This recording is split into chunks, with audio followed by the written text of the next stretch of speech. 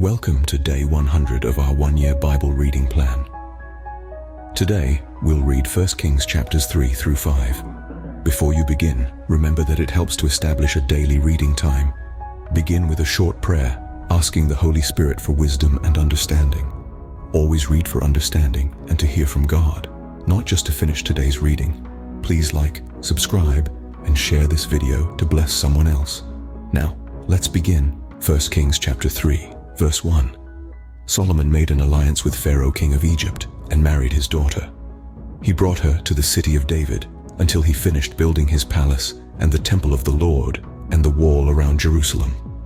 The people, however, were still sacrificing at the high places because a temple had not yet been built for the name of the Lord.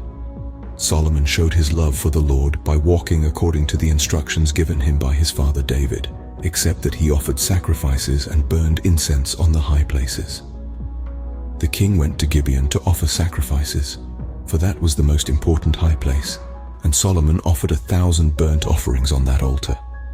At Gibeon, the Lord appeared to Solomon during the night in a dream, and God said, "Ask for whatever you want me to give you." Solomon answered, "You have shown great kindness to your servant, my father David, because he was faithful to you and righteous and upright in heart. You have continued this great kindness to him and have given him a son to sit on his throne this very day. Now, Lord my God, you have made your servant king in place of my father David. But I am only a little child and do not know how to carry out my duties. Your servant is here among the people you have chosen, a great people, too numerous to count or number. So give your servant a discerning heart to govern your people and to distinguish between right and wrong. For who is able to govern this great people of yours?" Verse 10. The Lord was pleased that Solomon had asked for this. So God said to him, "Since you have asked for this and not for long life or wealth for yourself, nor have asked for the death of your enemies but for discernment in administering justice, I will do what you have asked. I will give you a wise and discerning heart, so that there will never have been anyone like you, nor will there ever be. Moreover, I will give you what you have not asked for, both wealth and honor, so that in your lifetime you will have no equal among kings. And if you walk in obedience to me and keep my decrees and commands as David your father did, I will give you a long life." Then Solomon awoke, and he realized it had been a dream. He returned to Jerusalem, stood before the ark of the Lord's covenant, and sacrificed burnt offerings and fellowship offerings.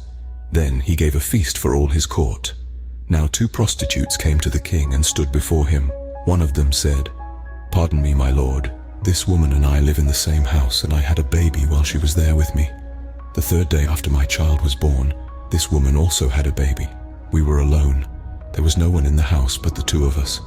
During the night, this woman's son died because she lay on him." Verse 20. "So she got up in the middle of the night and took my son from my side while I, your servant, was asleep. She put him by her breast and put her dead son by my breast. The next morning I got up to nurse my son, and he was dead. But when I looked at him closely in the morning light, I saw that it wasn't the son I had born." The other woman said, "No, the living one is my son. The dead one is yours." But the first one insisted, "No, the dead one is yours. The living one is mine." And so they argued before the king. The king said, "This one says, 'My son is alive and your son is dead,' while that one says, 'No, your son is dead and mine is alive.' Then the king said, 'Bring me a sword.' So they brought a sword for the king. He then gave an order, 'Cut the living child in 2 and give half to one and half to the other.' The woman whose son was alive was deeply moved out of love for her son and said to the king, 'Please, my lord, give her the living baby, don't kill him.' But the other said, 'Neither I nor you shall have him. Cut him in 2. Then the king gave his ruling, 'Give the living baby to the first woman. Do not kill him. She is his mother.' When all Israel heard the verdict the king had given, they held the king in awe, because they saw that he had wisdom from God to administer justice." 1 Kings chapter 4, verse 1. So King Solomon ruled over all Israel, and these were his chief officials: Azariah son of Zadok, the priest; Elihoreph and Ahijah, sons of Shisha, secretaries; Jehoshaphat son of Ahilud, recorder; Benaiah son of Jehoiada, commander-in-chief; Zadok and Abiathar, priests; Azariah son of Nathan, in charge of the district governors, Zabud son of Nathan, a priest and advisor to the king, Ahishar, palace administrator, Adoniram son of Abda, in charge of forced labor. Solomon had 12 district governors over all Israel, who supplied provisions for the king and the royal household. Each one had to provide supplies for 1 month in the year. These are their names: Ben-Hur, in the hill country of Ephraim; Ben-Decker, in Makaz, Shalbim, Beth-Shemesh, and Elon Bethanan. Verse 10. Ben-Hesed, in Aruboth, Soko and all the land of Hepher were his. Ben-Abinadab, in Naphoth Dor, he was married to Taphath, daughter of Solomon. Baana son of Ahilud, in Taanach and Megiddo, and in all of Beth-Shan next to Zarethan below Jezreel, from Beth-Shan to Abel-Meholah across to Jokmeam. Ben-Geber, in Ramoth-Gilead, the settlements of Jair son of Manasseh in Gilead were his, as well as the region of Argob in Bashan, and its 60 large walled cities with bronze gate bars. Ahinadab son of Iddo, in Mahanaim. Ahimaaz, in Naphtali, he had married Basemath, daughter of Solomon. Baana son of Hushai, in Asher and in Aloth. Jehoshaphat son of Peruah, in Issachar. Shimei son of Elah, in Benjamin. Geber son of Uri, in Gilead, the country of Sihon king of the Amorites and the country of Og king of Bashan. He was the only governor over the district. Verse 20. The people of Judah and Israel were as numerous as the sand on the seashore. They ate, they drank, and they were happy. And Solomon ruled over all the kingdoms from the Euphrates River to the land of the Philistines, as far as the border of Egypt. These countries brought tribute and were Solomon's subjects all his life. Solomon's daily provisions were 30 cors of the finest flour and 60 cors of meal, 10 head of stall-fed cattle, 20 of pasture-fed cattle, and 100 sheep and goats, as well as deer, gazelles, roebucks, and choice fowl. For he ruled over all the kingdoms west of the Euphrates River, from Tifsah to Gaza, and had peace on all sides. During Solomon's lifetime, Judah and Israel, from Dan to Beersheba, lived in safety, everyone under their own vine and under their own fig tree. Solomon had 4,000 stalls for chariot horses and 12,000 horses. The district governors, each in his month, supplied provisions for King Solomon and all who came to the king's table. They saw to it that nothing was lacking. They also brought to the proper place their quotas of barley and straw for the chariot horses and the other horses. God gave Solomon wisdom and very great insight, and a breadth of understanding as measureless as the sand on the seashore. Verse 30. Solomon's wisdom was greater than the wisdom of all the people of the East, and greater than all the wisdom of Egypt. He was wiser than anyone else, including Ethan the Ezrahite, wiser than Heman, Calcol, and Darda, the sons of Mahol, and his fame spread to all the surrounding nations. He spoke 3,000 proverbs, and his songs numbered 1,005. He spoke about plant life, from the cedar of Lebanon to the hyssop that grows out of walls. He also spoke about animals and birds, reptiles and fish. From all nations people came to listen to Solomon's wisdom, sent by all the kings of the world, who had heard of his wisdom. 1 Kings chapter 5, verse 1. When Hiram king of Tyre heard that Solomon had been anointed king to succeed his father David, he sent his envoys to Solomon, because he had always been on friendly terms with David.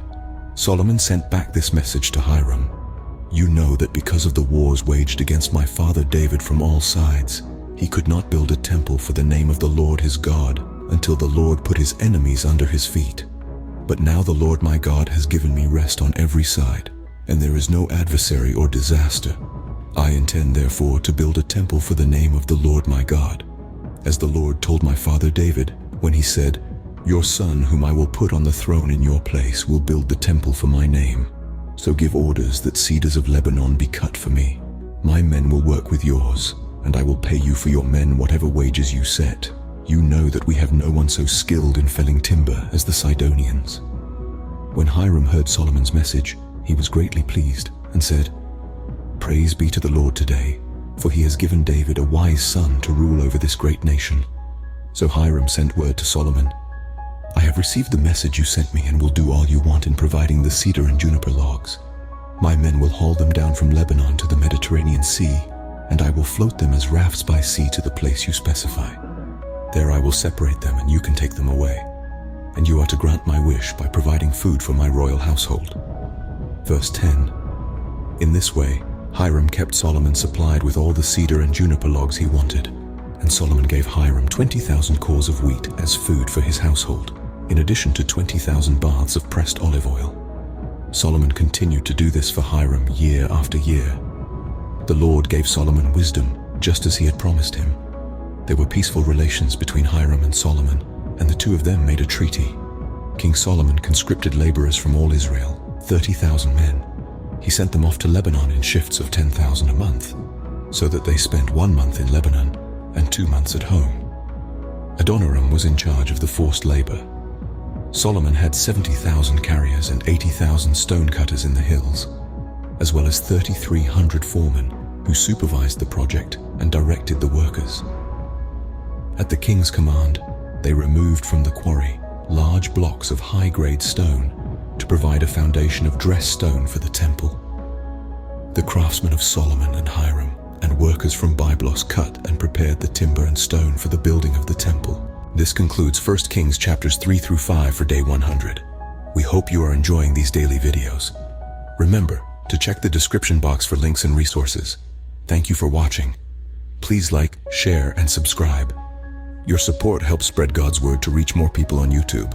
We'll see you in the next video for our day 101 reading.